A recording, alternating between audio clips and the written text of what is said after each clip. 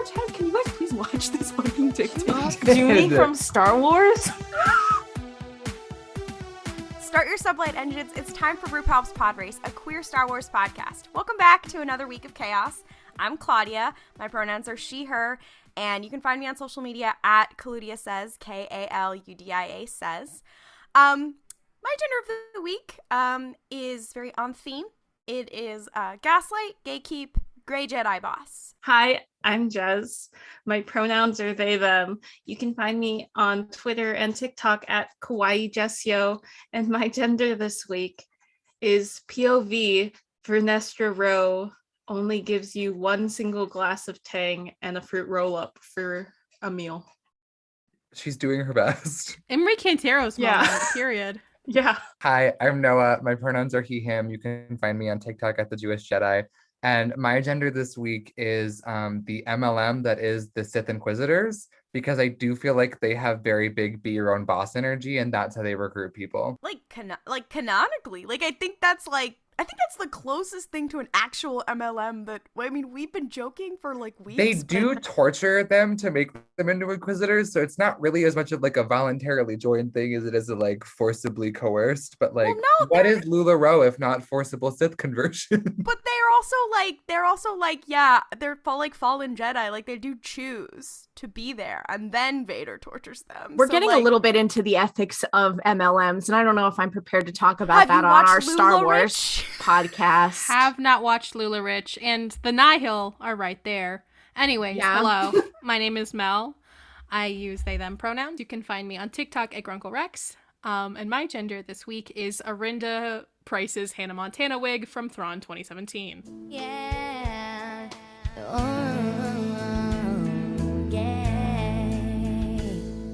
Every time that she walks on screen, it plays that audio track in the background. My name is Ollie. My pronouns are they, them. You can find me on most social media at Ollie Fresh. And my gender this week is, I'm really hoping that we get to see this icon in Book of Boba Fett, girl boss. If you guys haven't guessed, the theme for this week's episode is girl bosses. We make the joke gaslight, gatekeep, girl boss a lot. But let's go around. What do you all think? What defines a girl boss for you? Epic woman. MILF, but evil. That's kind of, I think, a good... they don't have... A girl boss does not need to be a MILF, but an evil MILF is a girl boss, if that makes sense. You have sort of created a universe where a girl boss is evil. I don't think you have to be evil to be a girl boss. I just wanted to say, I thought a girl boss was just any person who identifies as a girl who is, winning and being epic. And sometimes it just happens that they're evil, like Noah said, but you don't have to be evil to be a girl boss. I think that's something we also have to think about, because there is the more hyperbole of what a girl boss is, of oh my god, love to see a girl boss winning, to what an actual girl boss is, right? Because a girl boss in my mind's eye is a woman who is looking for power, whatever that may mean, and is doing whatever she can to obtain that power. So if that is in the context of an MLM, she is cold DMing people that she went to high school with. And in a corporate sense, she is putting laxatives in people's coffee so she can be the only person at the meeting, I feel I should clarify, because when I say girl boss, let me list some people from the world that come to mind and that may contextualize why I started with evil. Amy Dunn from Gone Girl. Elizabeth Holmes. I was waiting for you to say Elizabeth Holmes, because I was yes, girl. I think that here's my thing. I think that she is truly a girl boss. Manipulative. Girl bossery to me is not always evil, but I think what Mel was saying was onto the right track of it's personal morals. It's what's working for me regardless of the methods. I think that Amy Dunn really did a great thing by framing her husband for murder just to punish him for cheating on her. I think that that's what more people should get involved with. So doing, are and you that's saying? girl bossery. So are you saying that Thrawn is a girl boss? Yes. I was also Okay. going to say spoilers for Gone Girl. Men can be girl bosses too, but I do also I want to push the movement of boy boss because like it's stupid if you're to like gender just one of them. I agree Boy 100%. bosses. Yeah, I see you. boy bosses represent. So this is my theory is that there's girl boss, there's boy boss, and then there's boss. Thoughts? Yeah. Yeah, I agree. I think boss is like that's a different kind of level. Bosses also just makes me think of Gustavo from Big Time Rush for some reason. I don't know why. Like Gustavo from Ratatouille. Okay, like General Baki. His name is also Gusto, so that's a cringe on my part. General Bakif does have boss vibes. He's boss. Yeah. Arlani is a girl boss. Dodona Arlani is a boy boss. boss. And he's the Bendu. We can't accidentally create a gender binary of bosses.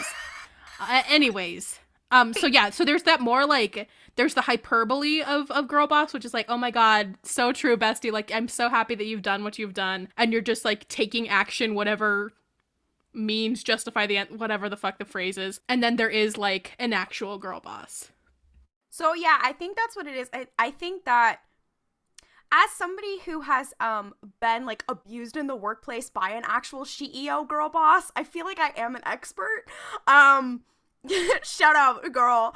But it doesn't, I feel like in my definition, like it doesn't necessarily have to be a bad person, but it's definitely like if they are doing bad things, it's definitely a situation of like, girl, I know you're being evil, but I can respect it. Like you're girl bossing and I can respect it. Like that's kind of, I think, where the vibe of girl boss. Can I say something? Because I feel like we framed these girl bosses as being an evil class, despite the fact that like, well, no, but let me, because even though we've said like, oh yeah, they do bad things, and we've said like, oh, they're not necessarily evil, but I do just want to clarify that genuinely, like there are, in my opinion, what a girl boss is a girl who is doing things. She's a mover, she's a shaker, she's motivated, she's getting it done. That's what I think a girl boss is. And I think you can add caveats that may or may not like change what type of girl boss. But I think you have, and you'll see through this episode through the people we've chosen, because there's a huge range of characters who it's like, this is a girl who gets shit done versus this is a girl who's horrible. But she is getting it done. Like there's a huge range. So just because she's evil doesn't mean she can't be a girl boss, but not all girl bosses are evil. In fact, some are quite good. It has just occurred to me that I may have chosen the worst girl boss of us. Certain like fictional universes, and this is why Star Wars is a good one to talk about girl bosses in. If it's one that tends to be male dominated and then there's less girl characters, and then the girl characters we have, they're very good, but there's very few of them, or we start to have lots of them, but like later on and they're making up for a lot of stuff, the symptom of that then becomes they're like women just getting shit done because they're the only ones around, and Star Wars is literally the definition of that. So then it just manufactures girl bosses, you know, in the very few pieces of media where it's like saturated with female characters, it's a little, there are girl bosses, but there's far less. I think in Star Wars it's like, why are they all girl bosses? It's like, because they're doing all the work for the few women usually around them. As a homosexual supporter, I want to make it clear that I can't even get through that sentence. As an ally, Noah would like to say something. But as a gay man, I just gravitate towards like supporting evil women. Like when I watched Snow White as a child, I was like, no, the evil queen has a point. Like I think she should speak. So I don't think girl bossery is necessarily evil. It just so happens that I happen to love evil women. That's so crazy because same. Well, speaking of evil women, I'm going to start with my girl boss, who is the one, the only Asajj Ventress. She's the reason that I said, Grey Jedi boss. She is probably the closest thing we do really have to a Grey Jedi in the canon. And she's a great example of like walking the gray morality line, and somebody who's not necessarily evil all the time. And that's what I wanted to start. Well, bosses don't have to be all bad. And I mean, I don't have to really make the case that she's a girl boss. We all agree. I guess we should just begin with example. My defining girl boss scene, I mean, for a lot of people, she was introduced in the Clone Wars movie, and she was actually in the Clone Wars 2003. So she's a foundational girl boss to Star Wars. Like, she's been around for a bit. And a defining girl boss scene for me is the one where she kind of whips around on Anakin and is like, well, that's what you did to your apprentice. So, and what about it? And it was not only just a really cool, like, emotional moment, whatever, but it was very, like, yeah, she at this, like, I believe at that point she's, like, lost all her lightsabers, whatever, and she's just, like, it's very, women supporting women. It's very, lean in, girls supporting girls. But it's, like, to me, like, that's a standout moment for her, because it's not, like, her being, like, badass and fighting, whatever. That's her being, like, you have let down the women in your life. Look at your life. Look at your choices. And I was like, wow, she is the icon. She is the moment. So that's my defining moment for her. Something I think that's very powerful about Ventress too, that falls into, like, I think this sort of girl boss narrative, is the idea that, like, she was a part of the Night Sisters, and while there's a lot of Night Sisters lore that we don't get necessarily, like, on screen in Clone Wars, but in Clone Wars they kind of show the Night Sisters as, while it's a quote unquote supportive sort of environment, it's also, like, extremely toxic at certain points. So I think there's something very powerful about Ventress, like, breaking out of that mold and doing her own thing. And while she still acknowledges her past, she's like, actually, I'm doing my own thing. And that's very girl boss of her. Like, that's a very powerful narrative, and it adds to her girl bossery. As someone who grew up in a dance environment full of women, a toxic environment full of women, Ventress, like, you literally are, like, that's the way I identify so much. I actually toyed also with picking Mother Talzin for this, because she might go into, like, when we were talking about boss, but I would even put her in, like, woman boss, which is, like, she's a boss babe. She's a boss babe. Like, she's at the head of the upline of the MLM, so, like, it's a little different. But she is Rwoh. I don't know anything about Rwoh. Oh my god, did you get your Mother Talzin leggings? No. The idea, I like the idea too, like, because here's when you're like, she is Rwoh. Like, imagine you sell enough leggings and you get to, like, a final boss. Besties, It's like a fucking Souls game. The door, you, like, push the doors open, and then orchestral music, like, swells, and you have to cut down Rwoh with an axe. That's literally what Dooku did. Besties, I hate to break it to you, but, like, it's also a little canonical. So there's this, like, extra story. Rwoh is canon.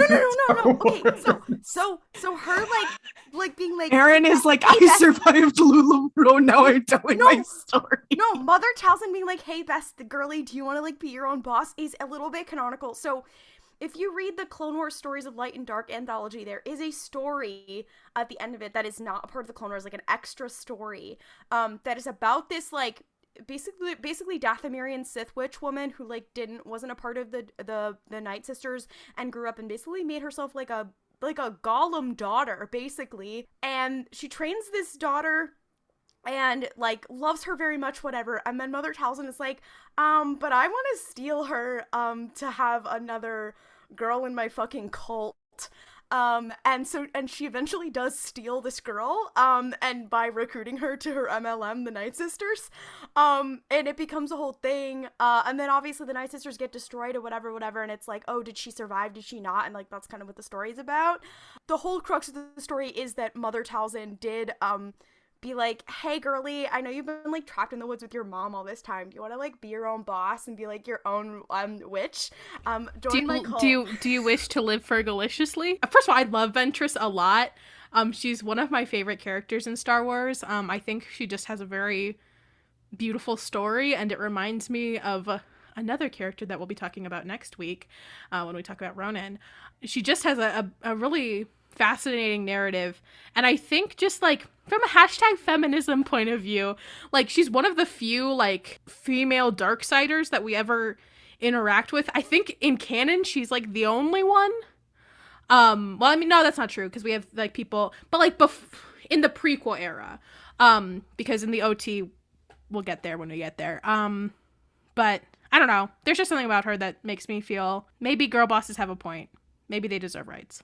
She also was, like, her design is also based on, like, early concepts for Vader, as Grievous was as well, and stuff like that. And, like, and she's also another, like, narrative foil for Vader in some ways, which George just loved to do with any villain in the Clone Wars era. She's kind of like, oh, this is what Anakin could have been if he didn't decide to fuck it all up as well, so... Speaking of her design, I think she has a lot of very cool outfits. I love her little Night Sisters inspired, like, black bounty hunter outfit.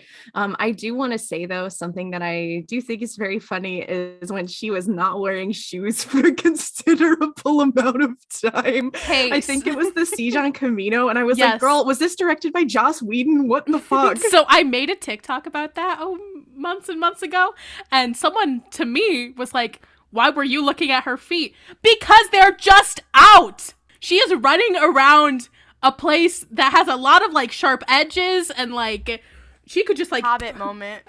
Hurt herself. She's using it to distract the clones. Little did you know, actually, is the Jango Fett had a foot fetish. Not Jango Foot fetishist. Leave Jango alone. It's genetic. It's Jango Foot. Getting away from her feet promptly.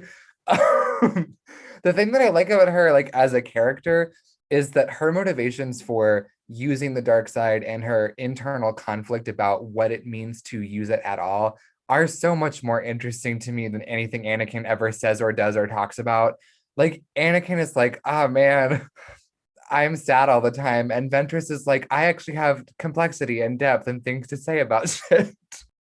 Which makes her a girl boss. I just wanted to like talk about Ventress, like I know it's not canon, but the 2003 Clone Wars, even like back then she was like pretty epic. She like kicked so many people's asses in like 2003 Clone Wars, and she I'm pretty sure almost kicked Dooku's ass, which is why he's just like, hey, you know what, you want to join my MLM? But then she did have that like fight with Anakin there, and the whole thing with Anakin eating bugs. That's gross. But Ventress, yeah, as a character, I just from the moment I first started watching Clone Wars and saw Ventress, I was just like, oh, she's really epic. This woman's really cool. I did also want to say, just very quick, I think one of my favorite scenes, like, from the Clone Wars era is the scene where she's talking to Rex, where she's like, hey, where'd they take Jabba the Hutt's stinky little baby? From the Clone Wars movie. That is, like, I think a defining scene, because Captain Rex is one of my all-time favorite characters, like, from anything ever. And I was like, dang, she's such a girl boss. Like, I remember watching that and being like, wow, these are both, this is girl boss on boy boss violence. But I think about that scene a lot. Didn't she also kind of like mind trick like Rex to like try to figure out where the heck like Anakin and Ahsoka were? So she sort of did, and then Rex was like, okay, Anakin, and Anakin was like, Rex would never call me Anakin. Yeah, he's like, and that's what they knew. He's like, was he wrong. never do that. I was just thinking about Ventress's like backstory. I find it so fascinating as well. First of all, baby Ventress, girl, what's the makeup situation? Because you look like you were like fully like ready to go to the Met Gala. Like, I don't know what's happening there. But I was thinking about like how she was being trained to be a Jedi. And that did remind me of one Ty Yorick, and it just made me happy. And I'm just thinking about those two girl bosses together. People who know me, you know that Maul is one of my favorite characters. Ventress is also one of my favorite characters, and the only reason that I connect with Maul more, I guess, is mostly just because, like, he's in it a lot, and if you've ever heard me talk, I will always say, like, it is, while I love Maul, it is criminal that they were like, we're gonna kill her off, but we're gonna keep bringing this motherfucker back. And I'm like, why? What was the reason? What was the reason? Like, both of their stories are incredibly interesting, whatever. Like, you couldn't bring her back? Really? You couldn't bring her back? Why'd she have to die? Whatever. I mean, That's fucking George Lucas. Yeah, and I will say this. A lot of Ventress's stuff, shout out to Katie Lucas, because she wrote all of the like Night Sisters stuff, and I believe she also wrote the arc that became two arcs that became Dark Disciple. So Katie, girl, why were you gonna kill Ventress? Maybe it wasn't her choice, I don't know. I will say, like, every time I love something about Maul, I think of like, oh, how much fucking cooler would this have been with Ventress. Obviously the stuff with Maul is very much connected to Mandalore, very much connected to Obi-Wan, etc., etc. The stuff with Ventress, what gets interesting in Dark Disciple is how it, like, exposes the hypocrisies of the Jedi Order or whatever. And I think, Mel, you were the one who was talking about how she's much more complex than Anakin, whatever. Like, she has more. I think the reason she's just interesting is, like, she has more reasons. She's like, oh, I don't just, like, hate the Jedi for whatever reason because I'm Maul and now I hate Obi-Wan because he cut off my legs. She's like, no, I have, like, specific grievances against how various people have treated me over a period of time, and I, like, you know what, I'm gonna change my mind and change my goals and whatever, like, and kind of a normal person and not, like, an archetypical character. I think she feels more like a person than a character, which is cool, which also just makes spending less time with her suck. And I think that's also what makes her more, like, of a girl boss, because you're just like, yeah, you're, like, relatable queen. Like, I don't know. I was gonna say, I did just imagine a timeline where Ventress is alive during Rebels.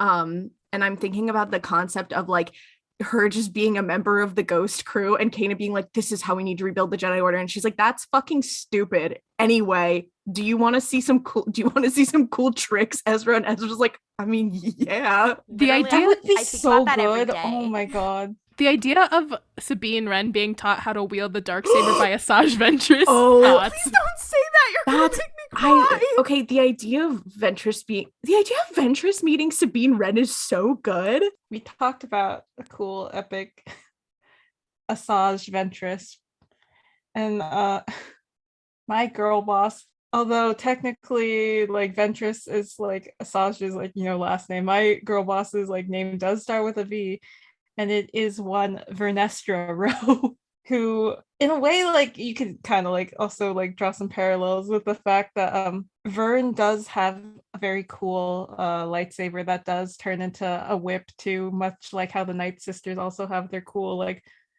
light whips, which they also make references to that, with Vern being like, oh, I turned my lightsaber into a light whip, which is something that, like, the Night Sisters do on Dathomir, but it's kind of like, well, I can't tell anyone about my cool epic lightsaber because, like, what if they think, oh no, that's like a dark side thing because the Night Sisters do that kind of moment. Vernestra Rwoh, Vern, she's very important to me.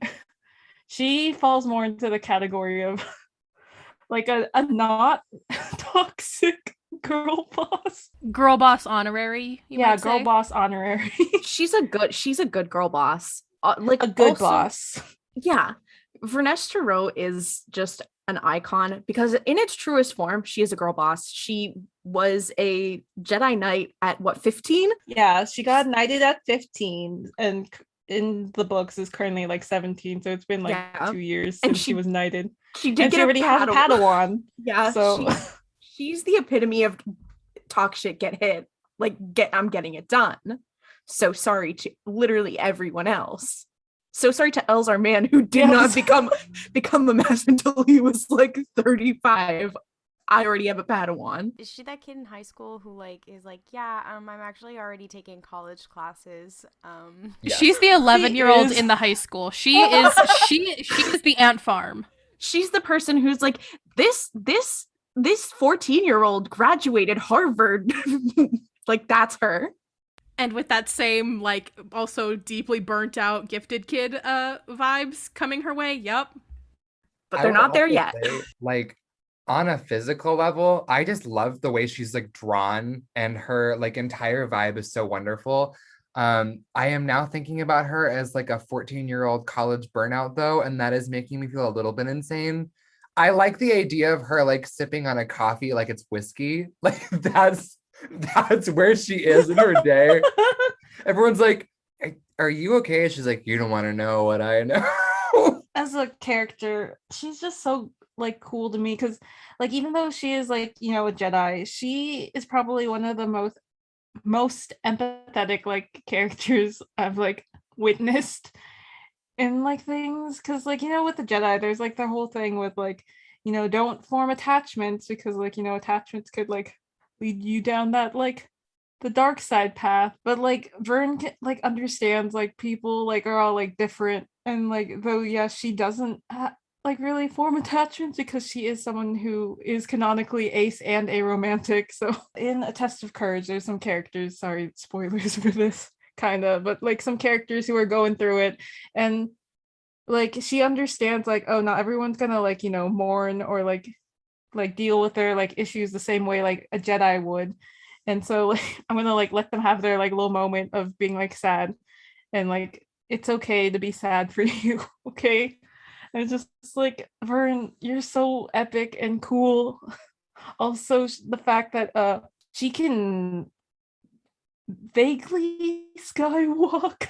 Just ascendancy people, you understand what I'm talking about. No, I did also want to say, like, I think Vernestra Rwoh is the perfect example of like, what's the difference between the Jedi Order during the High Republic and during you know, like the prequels era. And I think it's really cool how you see like her, you know, how almost like she embodies the ideologies of the Jedi and like what a Jedi is supposed to be. And I do think that as the series goes on, we will see more of like that breaking down and being like, well, here's how this might be unrealistic for a person to live this way their whole life, and here's how we end up where we are in the prequels. So that being said, it's obviously not like a perfect existence, but like it's really great to see a character who's just like, you know what, I'm a rounded out person and I've got my issues, but the Jedi are more of a belief system, and it's more of a way to live your life by than like a strict code of rules that must be followed. Now that I'm thinking about it, it's a very good commentary on like organized religion, but that's not for this podcast. I was gonna say that is kind of also the plot of Dark Disciple and Ventress's whole arc, and I was gonna ask you guys, the High Republic people, like I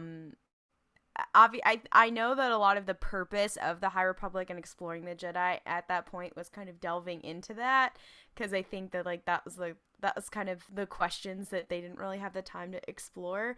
But like with Ventress's arc in that, like at one point she kind of puts a mirror on like when she's kind of looked at herself and looked at her own choices and done her own growth, and she's like then helped somebody else do his own growth, and then she has to kind of be like, hey guys, aren't these your ideals? I mean, I'm not one of y'all, but like, isn't this one of your ideals? And it, you know, your actions are not lining up with your ideals. She has a very powerful quote in that book that I can't remember. But those of you who are High Republic stans, is that something that is explored? Yeah, they have the tactical advantage of everyone being on basically the same page about that. Like there are like some notable like people who aren't quite on at there, but for the most part they're all like, yeah, that's how it be. And a lot of like Vernestra's struggles, first of all, are very relatable.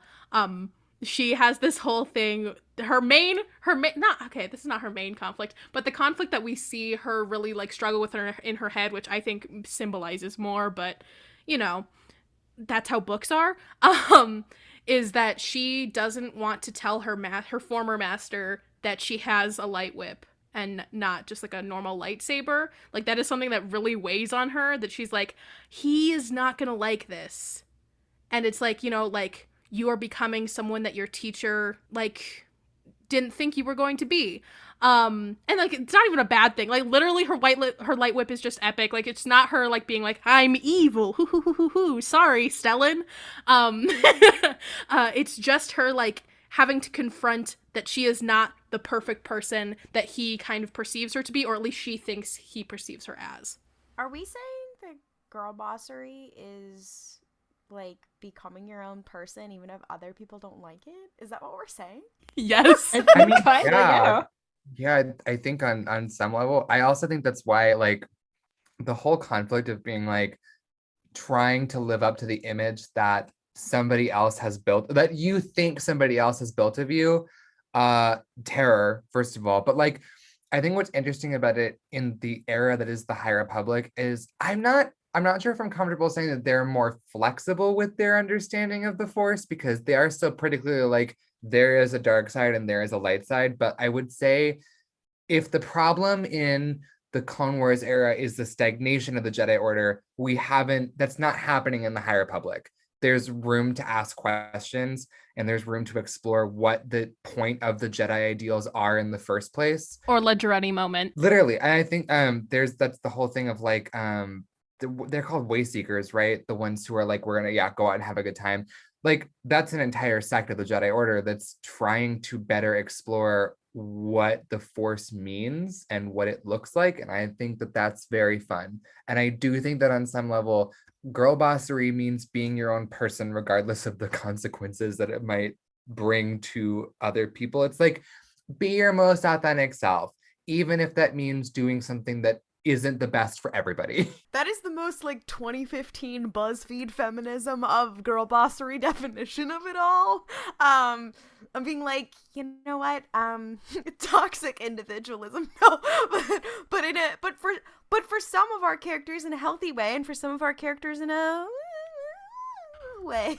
I think it's also like the distinction of like how they live, right? Because Asajj, although was born amongst the Night Sisters, she like has this brief encounter with the Jedi Order to some lesser extent. Not actually. I'm pretty sure her master just is like, I'm gonna take you on as an apprentice, even though you're not part of the Order. She's stolen from the Night Sisters. Mm-hmm. She's a slave, and then she's freed by the Jedi Master, and so but she's not. Him. But she's not inducted into the Order. No. He is just like, hey, bestie, like let's do this little side project, which is fucked up anyways. But like for Vern, like that's the culture that she is raised in, and like when you have such like a communal like such a community-based society or religion that you are a part of, like sometimes having that moment of individualism is like scary. Out of the Shadows is really her girl boss moment, because she constantly questions herself. Like the whole premise of Out of the Shadows is she comes to Coruscant and is like, I have been given a baby job, even though I am 17 and like a whole ass, like, I'm basically an adult. I have a student. Like, why am I being infantilized like this? And then like it actually does end up being important. And so that's nice. Doesn't feel bad.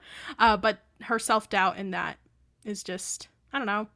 We love to see a girl boss winning. I don't need this homo to babysit me. And then she was like, actually, yes, I do. Comac, get your ass over here, please. Isn't that the essence of being like that age range? I just wanted to say with like Mel bringing that up, that like that does tie into what you said earlier too, of like Vern like struggling with like, you know, wanting to also like live up to the expectation she thinks like Stellan has for her. And so like that struggle of like having to also like face the fact that like Stellan's just like, oh yeah, I'm also like, you know, sending Comac to like help you, and she's just like, what the hell's that supposed to mean? Like, I thought you believed in me and now you're like making me have like a babysitter. What's up with that? The girl boss that I have brought to today's Girl Boss Con is from Fallen Order 2. Fuck me. I'm wishful in order to Trilla. I'm just manifesting that she's alive actually and is in the second game. Anyway, I am going to be talking about spoilers for Fallen Order, so if you haven't played it, probably just skip the section entirely. Trilla is an Inquisitor who is, I think, like the definition of a girl boss. Basically, she had the whole Inquisitor normal experience where her master did sort of run away to try and save her life, and then she got kidnapped and turned into an evil Sith woman. Here's my thing. She's a girl boss in this game from like minute one of appearing on screen. She's not a girl boss when she murders Cal's friend in front of him. I don't think that's a girl boss moment.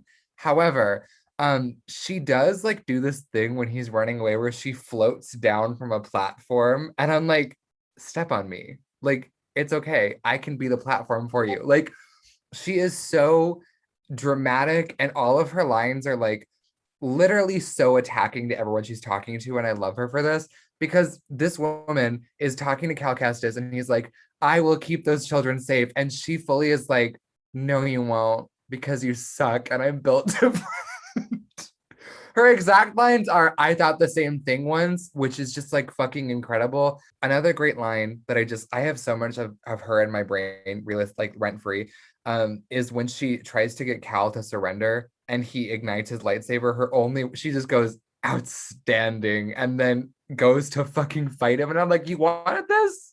That's what you wanted in this cave? That's very gay. Like, that's very. Oh no, Trilla, lesbian woman, icon. I will say, I think the saddest line for her that I didn't realize was sad on my first playthrough. So, Ser is Trilla's former master who basically leaves her to die in Fortress Inquisitorius because she has a dark side moment. And when Trilla confronts Cal, she has this line that's like, what Jedi Master gave their lives that you might survive? Which has an extra layer of sadness because Trilla realizes that Ser wasn't willing to die for her Padawan and instead feels abandoned and terrible. And it's very sad. Also, because Ser's the one rescuing Cal, so she sees her and is like, what the fuck? Like, girl. I do think, like, this is one of my things I think about that game is, like, you do get to see the POV, like, of the torture that they went through in order to try to, first of all, to break Seer into telling her, because in Fallen Order, Trilla and Seer save a bunch of younglings during Order 66, and then they get captured, and they basically torture both of them, and the torture is like, it's crazy, and it's really, really deeply upsetting, and it's like, dang, that's so much. I should say, I don't think like Sarah's a bad person for leaving Trilla behind. I would have done the same. Like you see what they go through and like it's shit. It's just more that like it's part of Trilla's story. And the most heartbreaking part of it is like at the end of this game and at the end of Trilla's narrative, she does like forgive her master, largely because Sarah's like, listen, I had a dark side moment. It happens to the best of us. You have like this moment of vulnerability between these two characters. And that's like all it takes for Trilla to soften, is this notion like her master is a person just like her, which for me, the thing I liked about this moment in story is that like we talk a lot about in Star Wars in general, like who the perfect Jedi is. And this game did this great thing where it's like it's not possible. These are people who are just doing their best. And to have that be the moment that as Trilla be like, actually, I was just hurt, but I'm not actually trying to be like an evil person. I just felt abandoned. She's one of the only dark-sided characters that I'm like, yeah, I understand why you went to the dark side. That makes a lot of sense to me, actually, because like that was really rough. Whereas Anakin, I'm like, go to a therapist. For the love of God, like call someone. When you were talking about, yeah, it had a little dark side moment, and then I wanted to talk to my apprentice. Last Jedi moment. I truly, this is the difference between girl bosses and Kylo Ren.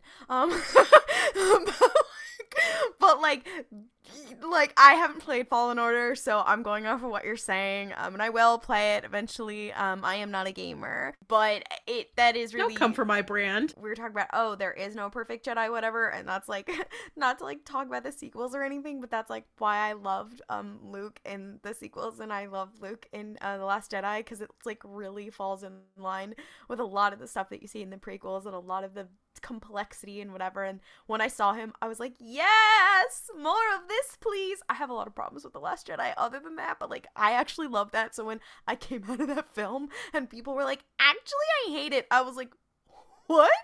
Because like we see this in a lot of other Star Wars media, and like maybe it's just because I'm like saturated in, everyone was like, but he's Luke Skywalker, and I'm like, this is literally like, I'm sure all the so many other Jedi who end up being like that, like were like Luke when they were kids. So like I don't know, just Luke's old Luke moment, and I don't think that Kyle would have had the range. I think that's why I love Fallen Order, is because it never tries to justify its characters' bad actions by their trauma. It just says this is why they're doing this, not it's okay for them to do that.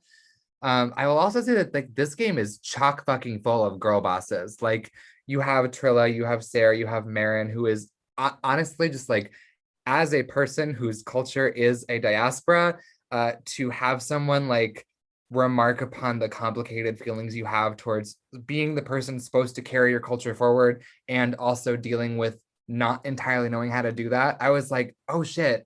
I love you on so many fucking levels. And you have Masana Tide, who is the 9th sister, I believe. And she's great. I'm not gonna lie. Yeah. I love that woman. Like, True, bestie. She's scary, but also epic. Yeah. She's very epic and scary. Wait, that's and definition kind of of like girl boss. Masana Tai, please call me. I could fix her.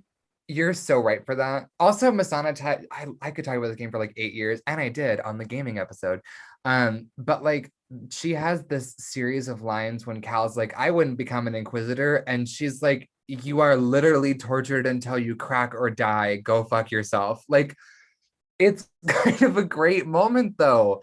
And I know we're talking about like the semantic principles of girl bossery, which is like the world's second worst sentence right after Arihnda Pryce is played by Lena Dunham. But I think the thing that's important about these characters is that they are all complex, interesting women who are seeking their own goals. And that has problems, but like it's interesting to watch them do it. Just play Fallen Order. Yeah, if you're a girl boss enthusiast, that game has it all. Hey, girl bosses. We sound like a fucking MLM. The MLM is to play Fallen Order. This podcast has always been an MLM. It was a Thrawn book MLM. Now it's a Fallen Order MLM.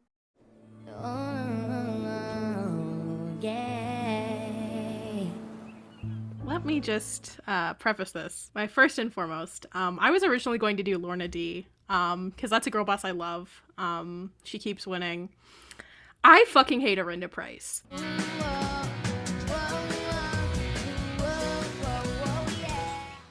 She's one of the few characters in Star Wars that I might say I just genuinely dislike, hate even. And that list is pretty fucking short. It's Mart Matten and her.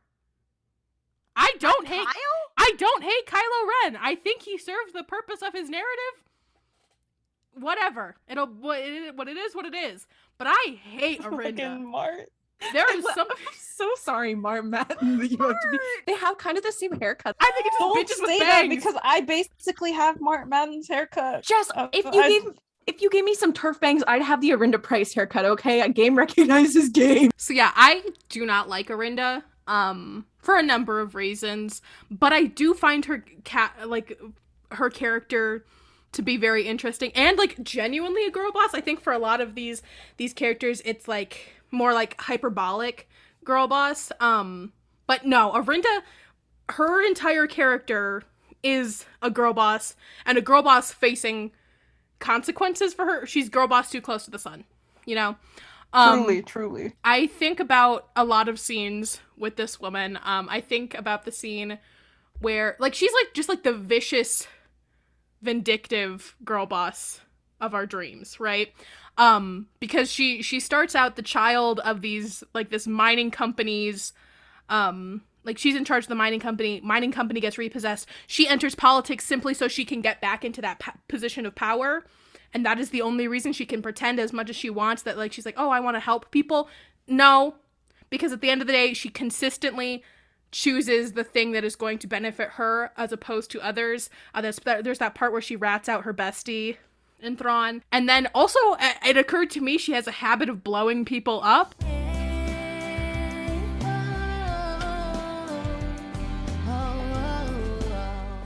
She blew up that fucking ISB agent, and then she fucking blew up Kanan Jarrus. So I have a lot of thoughts. She did also blow up literally an entire Oh yeah. town. Like she killed this bitch killed a lot of people. So See, and now it makes sense why Thrawn was also so pissed in Rebels, not only about like, you know, losing the fuel tanks and like Kanan Jarrus he's just like, bitch, again? Again, really? He said, damn bitch, do you have an explosion quota to fit? And No, like, am I missing something? this is where I'm gonna have to disagree with Mel. Yeah. Oh, yeah. Yes, does she fit the like traditional definition of girl boss, and that she is gaslight gatekeep girl boss? Like, if that girl boss show were made in Star Wars, it would be about her. She's the nasty gal CEO kind of thing. However, a girl boss has to succeed at least consistently, and I think she has some successes. She does climb the ladder, whatever.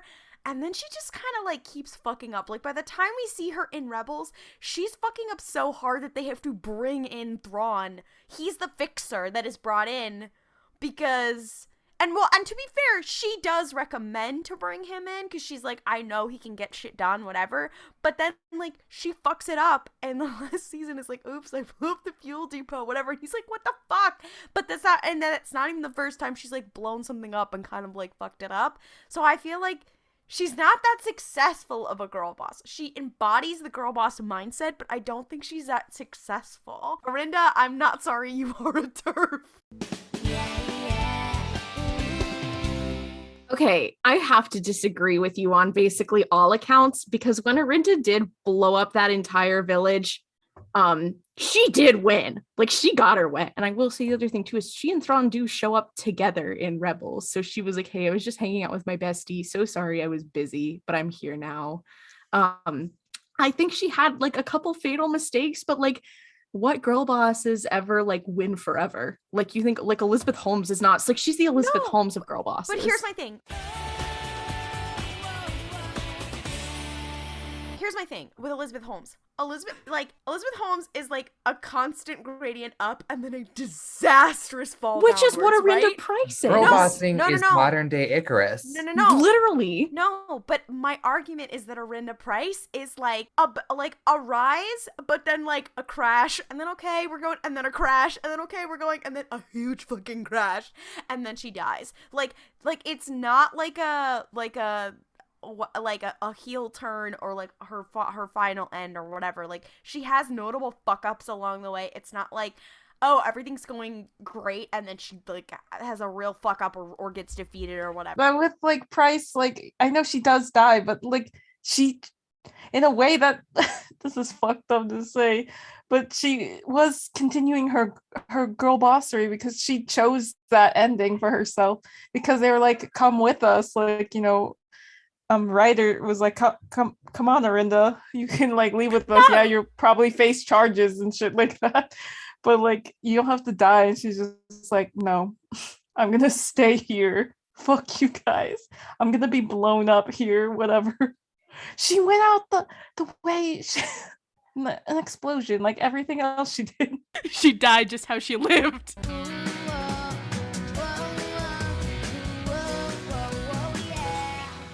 Okay, because I have actual thoughts about one Arihnda Turf Bangs Price. Because here's my thing. I would also argue that she is like truly a girl boss. Of the Thrawn books, I have only read the first one. And fun fact about me is that whenever I read a book that the rest of the pod has read, I will just live talk about my reactions to things. And I was horrified to discover I was kind of rooting for her in that book. Like, and here's the thing, she is kind of great. Like, you know that she's Price, so you don't want her to do well, but like, you watch her like angle everything the way it needs to be politically for her to get what she needs. And then when she's handed governorship of Lothal, you're like, holy shit, like, this woman just spent the last like 2/3 of this book attempting to pull this shit off and then wins. And then she bombs people. But like, you kind of love the journey for her. I'm not going to lie. I'd like to add, I do not listen to audiobooks just in general.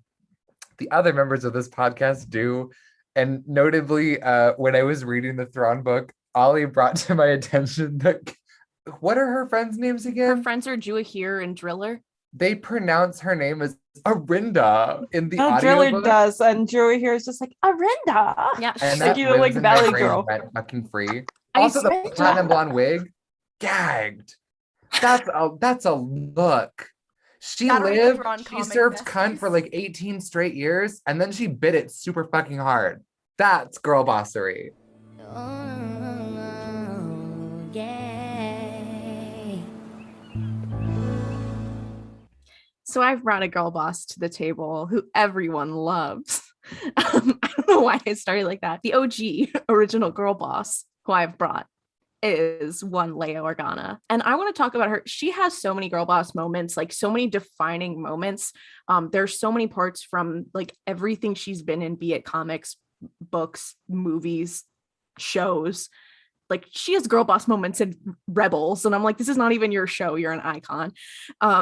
But I do specifically want to talk about the original trilogy because that is where, you know, I think that means so much to so many people, not only her as a character being a girl boss, but also like her as a character when those movies were coming out, because there was a very different climate. And while there were characters who were similar to her, who were like strong women, there were not a lot.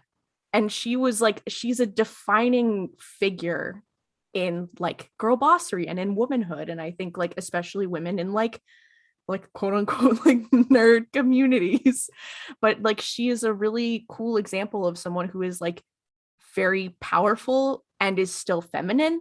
And we still see her like she clearly in the original trilogy, a big part of her character is her relationship with Han Solo. And while she is sort of playing the damsel in distress role for a lot of A New Hope, and she does play that every so often throughout the original trilogy, she still does like she still is in control the vast majority of the time, and she is not demeaned because she is a woman. In fact, a lot of moments she is in charge. And I think like one moment that is maybe one of my most like memorable Leia moments, I don't think is anyone else's, not to say I'm different. But there is a scene in Empire Strikes Back where they're evacuating the Hoth base and she's giving all of the pilots orders for like how they're going to do the evacuation. And I think about that all the time because she's just like her like 5'3" ass is like, okay, to all these like very tall men, she's like, okay, you guys are going to do this. And they're like, yes, ma'am. And they go and do it. And I'm like, yeah, that's girl bossery. I think the thing about Leia that I love, I don't remember who originally pointed this out, but there's a thing that happens when men try to write like smart or capable women where they'll do this by just having them like one up the male characters. Like the man will be like, I have to solve this problem, and woman will be like, oh my God, you didn't try this really easy method that I just thought about. And it basically, the critique is that it takes the importance of women being able to think for themselves and have interesting character traits, and it makes it a reflection of male characters. And what I like about Leia is that her strengths are not in reflection to the men in her life. Like she's good at what she does. She's a good leader. She's a good general because that's who she is. And that's never, it's never because she's trying to one up like a random ass dude. And when other dudes underestimate her, cough, cough, Han fucking Solo, she's like, I will teach you to regret this moment for the rest of your life.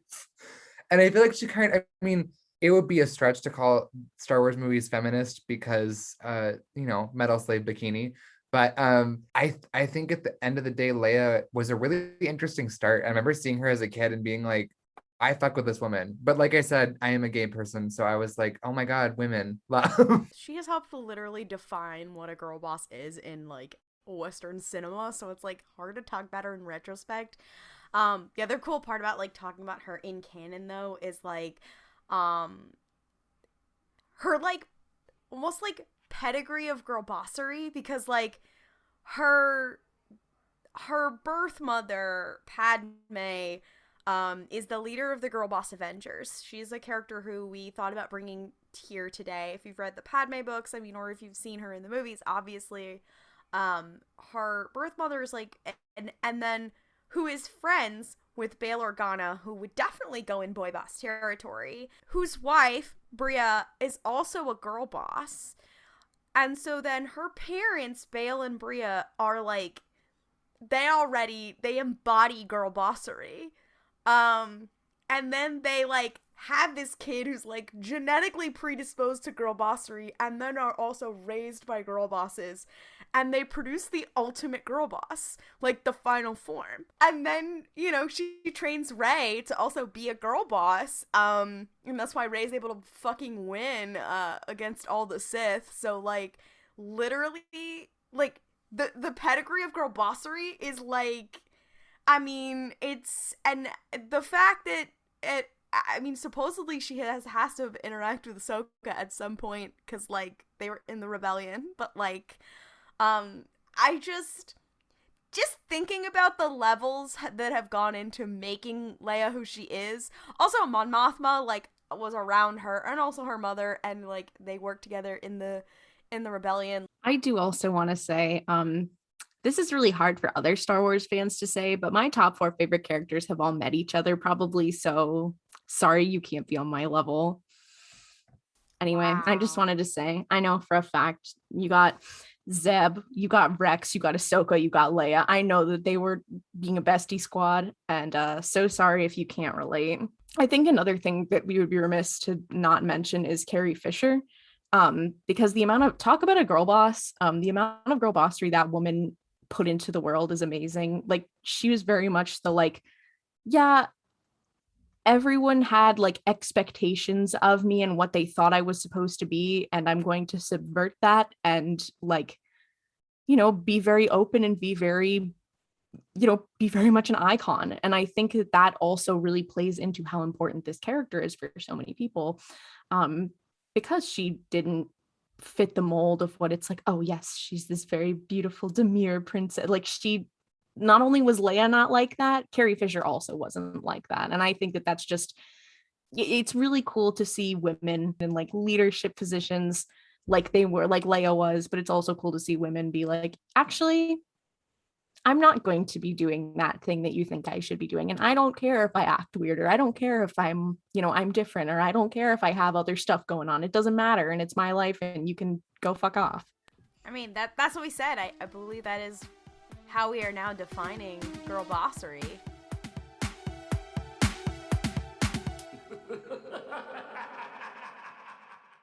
Da, da, da, da, da, da, da, da, da, da, da, da, da. Welcome to Is It Legends or Did I Just Make It Up? Listen, I am getting some looks from my co-host. I'm not a professional singer. I'm sorry. I thought it was amazing. Oh, okay. Well. Yeah, I thought you did good. Yeah. So, Michelle shaking in her boots. Don't rain on my parade. Anyways, so welcome to one of our favorite segments, Is It Legends or Did I Just Make It Up?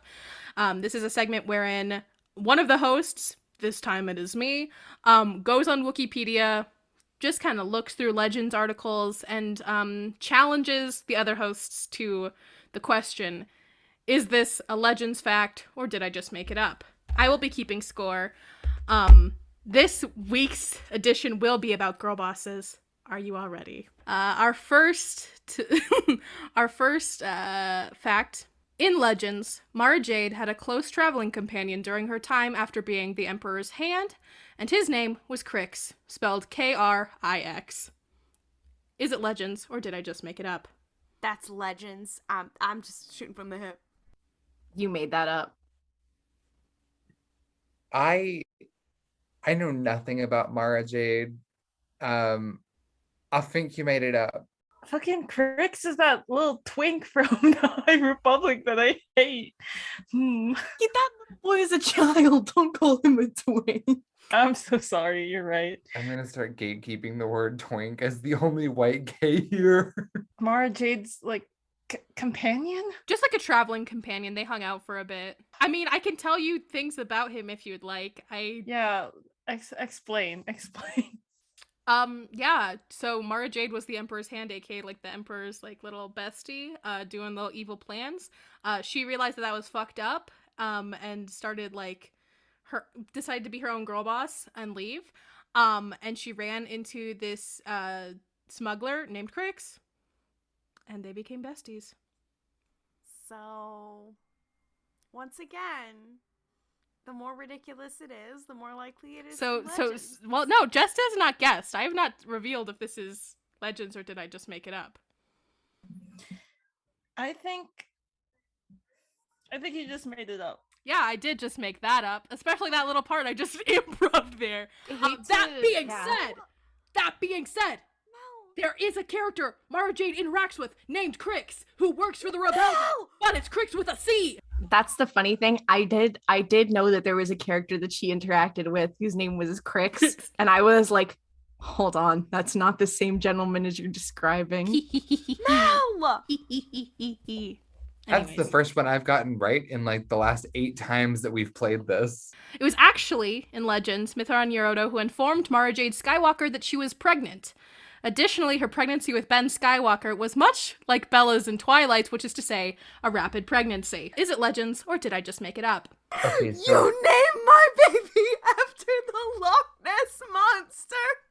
I do like Thrawn Skywalker is she being like in honor of the man who told me I was pregnant. This is our son, Thrawn. Thrawn being like, Bella, where have you been, Loca? Mara, where the hell have you been, Loca? I will say that you just... Can I ask a clarifying question? Of course. So that was a terrifying answer. So Thrawn in Legends does have multiple interactions with Luke Skywalker. Yes. There's like a whole war that they do. And Luke with 2 U's and then Luke with 3 U's.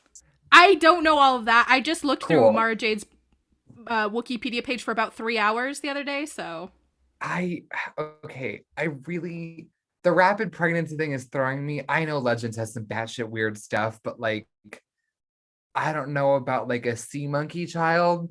So I'm trying, and I also love, here's how I think this works though. Thrawn doesn't even like in the military in this version of Star Wars. He's just an OBGYN. And so he Wicked isn't. He Wicked isn't. Everyone, please tell me your votes. Vote now. I'm gonna say you made it up. I don't know. That feels wrong and weird. I'm saying Legends because I want it to be true. I'm saying it was made up, or at least that part of it was. I'll say that it's Legends. So I did make it up. Fuck!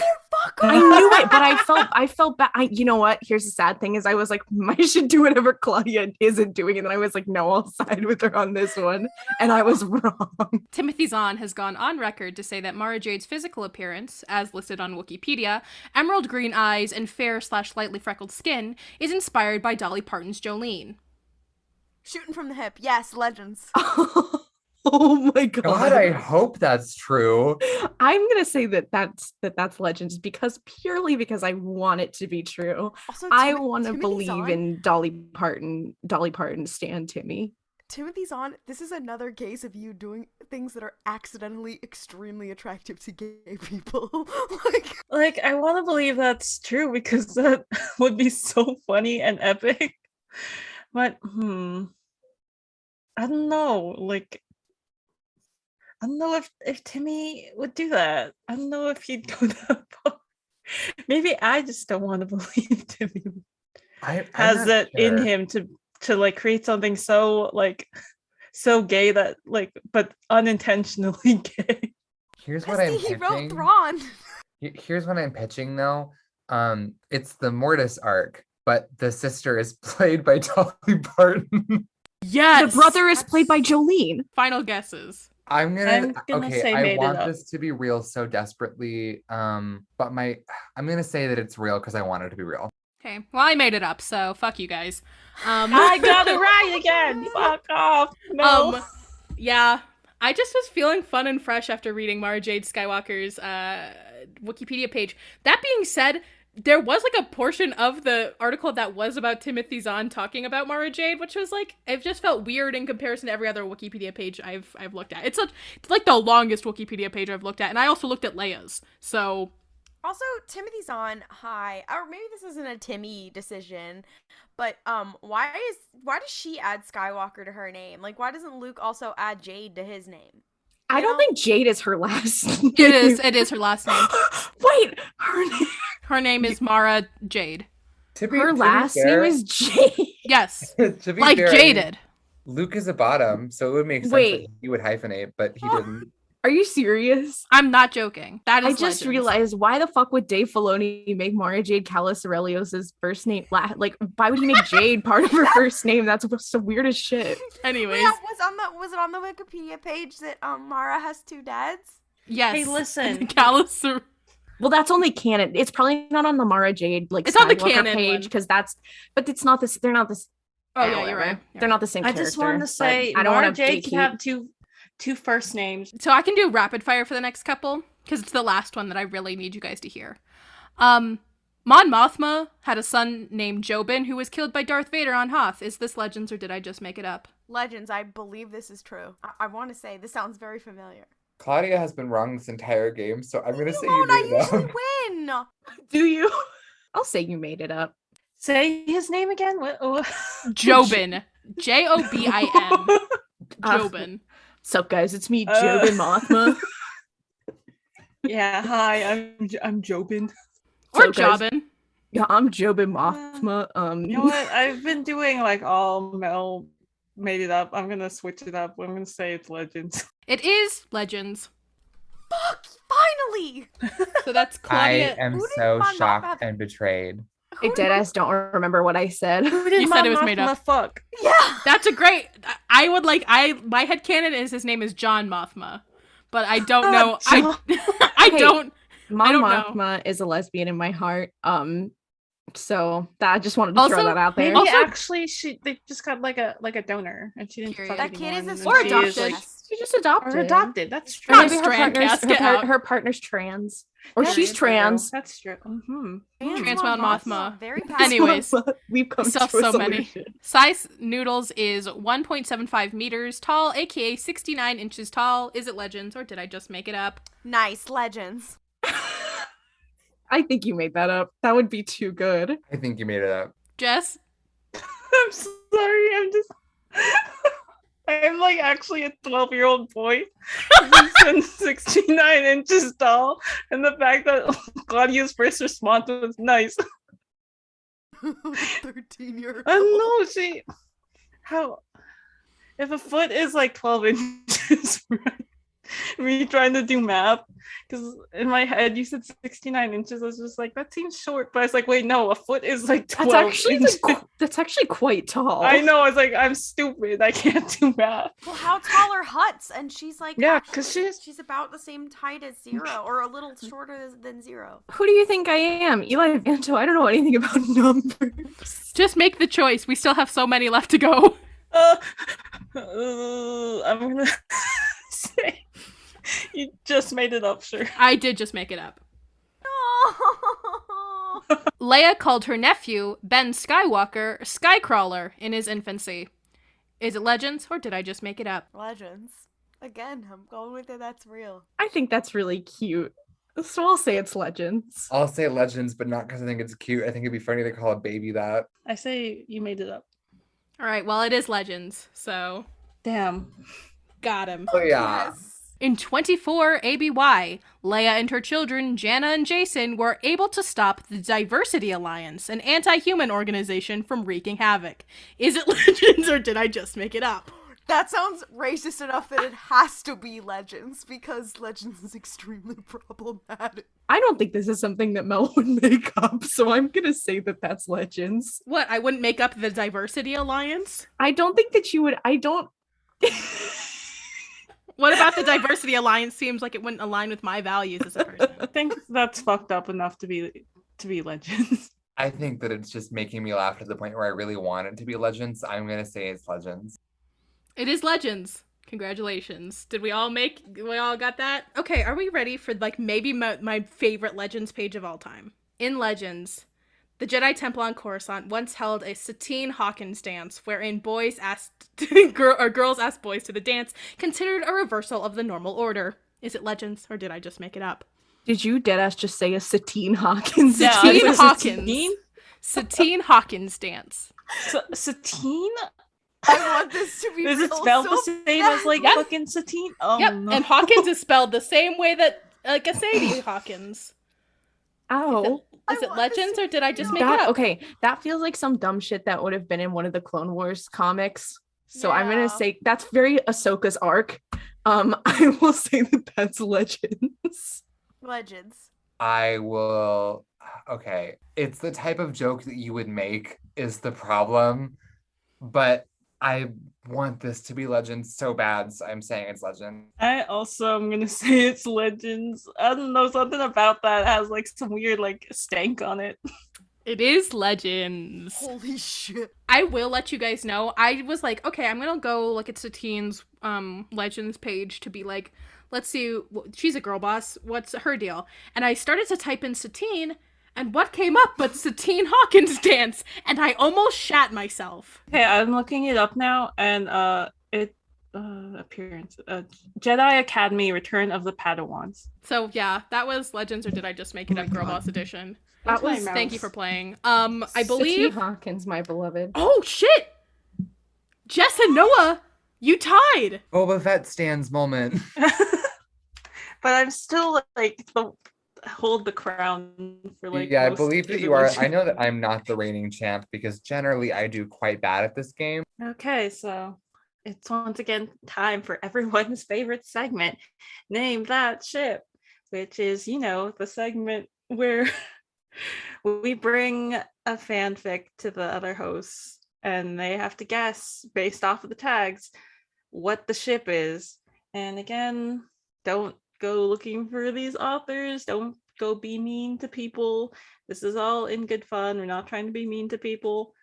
We appreciate and love all fanfic writers because they carry society on their backs. Anyway, here's my what I've brought to the table this week. This is a fanfic called Castle on the Moor. It is a part of a series of fics, but yeah, it is character A / character B, and then obviously character A, character B, Wilhuff Tarkin, artist character B, sugar mommy character A, dog walking AU. Character A has a Rottweiler. Fight me on that. Character B is easily wooed. Character A is smooth. Like seriously, who wouldn't want character A as as her sugar mommy? Modern AU, meet cute. So this is a gay ship, right? It's 2 women. Yes, it is 2 women. Can I say what a Robots. fucking brick to the head? Is this Empire era? Like not prequels era? Is this Empire? No. era? Are the Hol- characters? No, they're not from the prequels, although Tarkin is here for some reason. Okay, they're- so the is what Empire era? sequels era. No, it is sequels era. So is one of them Amelin Haldo? No, Fuck. Ray Sloan. no, Leia Organa. no. Okay, hold on. Is this Ray. I was asking Yes, a Ray question, is what. but Ray you is got it. character B. So. Is Ray the sugar mommy? No, Ray is character B. Oh. And how is Okay, I have to ask, is this a character? I know who it is. Do you want to say it? It's Phasma. It is Phasma. Motherfucker. Do you want to hear the summary? Why is Tarkin there? I don't know. Phasma. Being gay. That's her dad. It's funny because Okay, in the Fa- in one of the other like fics in this like in this multiple fic like collection, it does say Will Huff is best dad as a tag. What? Okay, I do like the idea of Phasma being the Tarkrenic child and being like, I'm like this because I hate my dads. But yeah, here's the summary. Ray is a small artist who, through a little bit of luck, has managed to get some of her pieces displayed at Wilhuff Tarkin's galleries. There, Phasma, who unbeknownst to her employs Ray as her dog walker, falls in love with Ray's castle on the moor. I did just have a force vision against my will of Captain Phasma as Lady Dimitrescu from the Resident Evil game.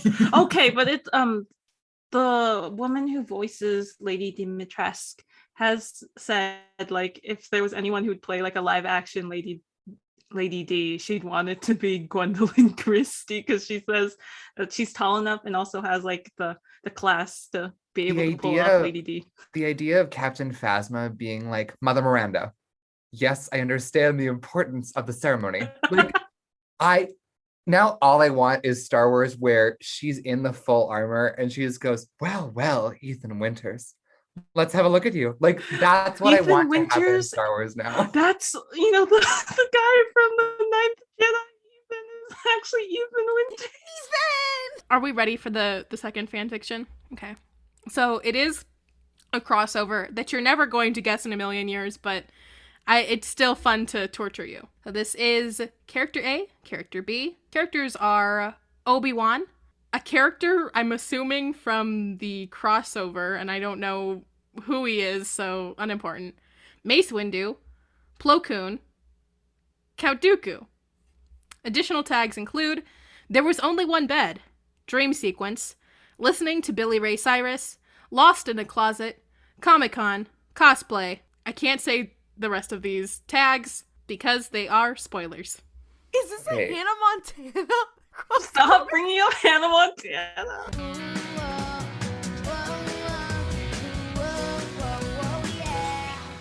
No, that was my first question though, is if it's a Hannah Montana crossover. I'm assuming the answer has to be no. No, it is not. Is the Okay, let me just crossover, list like- off some franchises. Jurassic Park, No. How to Train No. Your Dragon. Wait, No. Is it a crossover of something like IRL that's like in our real world, or like another like fictional? Like another fictional universe. Oh. It's not like RPF. Okay, wait. So the characters, not RPF, but like another It's- fictional universe that's like present day. It is a present day media franchise, yes. Oh. I do Rapunzel. like Well, this- not franchise, but I do like this RPF. This is actually Anakin Skywalker / RuPaul's Pod Race. yeah. So, like, is it like a popular like franchise right now? I first of all, I don't know if it's technically, well, I think it is a franchise. Because I think there's 2 of them. I don't know if it's particularly popular. I feel like it's just been here for a million years. There were some things I was starting to think about, but then I realized that one of the characters was someone that you didn't know. So I'm assuming that this is not a piece of media that you engage with. Is it Pacific Not Rim? regularly. No, it is not. No, it's been Pacific around Rim. forever. Is it Star Trek? No, it is not. Is it older than Star Trek? No, it is younger than Star Trek. Okay, wait. Okay, Wait. that gives Let's us a, guess that gives us a good is period it of the time to Adventures of work Bill and with. Ted? No, it is not. Wait. Can you give us an era that? So is it a movie or TV show? TV show. Can you give us an era the TV show came out? It is still currently coming out. It has been running for I think 20 years. Not Supernatural. Doctor Not- Who? Nope. Doctor Who's been on for No, longer but it's than present 20 day. years. Is it like Law and Order? Or like... Yeah, it is Law and Order. So funny that you say that. Law and Order. Is this Olivia It Benson? it is Olivia Benson. Who is the character she is with? Is it Anakin Skywalker? It is not Anakin Skywalker. Is it a man? Wait, No, is it is okay, not. Is it women? Okay, Padme? wait. It is Padme Amidala. The title of this fanfiction is Olivia Benson in the Case of the Super Secret Sith Lord. The summary is Olivia Benson is stuck in the Star Wars universe, so she might as well figure out who that secret Sith Lord is. With the help of everyone's favorite senator, it should be a breeze. Can we talk about how Klaudia fucking one-shotted that by accident? The way that you were like, oh, is it like Law and Order or something? Like, well, you were like, it's been on forever, and I was like, Supernatural, Law and Order. There we go. I was like, I got a list of only procedurals left on network television. The 2 genders. Okay, there's a couple other procedurals. But I like, will say for a brief Yes. moment before I knew that it was a procedural and I was just like thinking of franchises, my brain did live in a world where there was a Jurassic Park Star Wars crossover, I'm sure it and exists. probably Thank you so much for joining us for a roundtable on Girl Bossery Lean In edition. Next week, we have a very special Ronin Visions novel episode planned. And in celebration, we're doing a giveaway of a copy of the book. We're going to post how to enter the giveaway on all of our social media, so be on the lookout at RuPaul's Pod Race on Twitter, Instagram, TikTok, and yes, unfortunately, we do also have a Facebook page. The winner will be announced next Sunday when our Ronin episode comes out, so just keep a lookout. Also, if you really love the show, please rate and review our show on Apple Podcasts. Even if you don't use it as your podcatcher, it's very helpful. A big shout out to P Burger and Juno is a dumbass for our new kind reviews. And thank you for listening. May the force be with you, and don't kriff it up. Waka waka. Waka waka. Waka waka. Do you want to be your own Waka Waka boss? Waka Waka boss is my new gender.